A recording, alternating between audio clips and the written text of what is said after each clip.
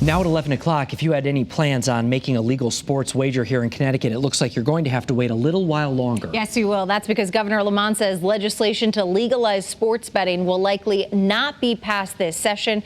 Even the lawmakers on both sides favor it. Channel 3 Eyewitness News reporter Matthew Campbell is live right now from an off-track betting site in Hartford. Matthew, everyone seems to agree on this, but what's the holdup here?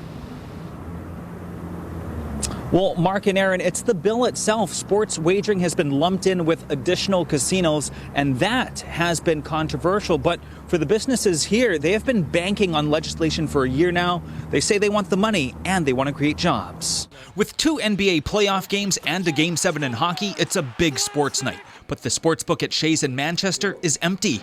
Owner Jack Maloney says it would be different if sports wagering was legal. We'd probably be packed in here. Instead, the only time it's packed is on big horse racing weekends. With the weather like it is right now, and in football season coming up, it's going to be very sad if we don't get sportsbook in here. Governor Lamont says passing a bill in this session, which ends in 4 weeks, is not likely. Representative Joe Varengia says that's because sports betting and a potential Bridgeport casino are rolled into one large gaming bill. It's important that we get an overall comprehensive gaming policy and we get it right. Sports betting is just a piece. Even though that piece has bipartisan support, it remains on the sidelines as the tribes fight to keep their rights to casinos exclusive. They've threatened to stop giving 25% of annual slot revenue to the state if MGM was allowed to build in Bridgeport. Until that's resolved, the bill won't be voted on, and sports wagering is a casualty. It kind of leaves us losing in several ways. For months, Jeffrey McDonald has been taking his money to Rhode Island, which is one of 7 states now accepting legal wagers. I try to make it a couple times a week because I just want certain games. If legalized, Connecticut projects revenues anywhere between $30 and $50 million.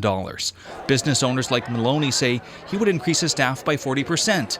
Players like McDonald say he'd increase his visits. They're both looking to lawmakers to get things done quickly. At some time, the state is going to need to fish or cut bait, and if it has to go through the legal system, then maybe that's where it has to be played out.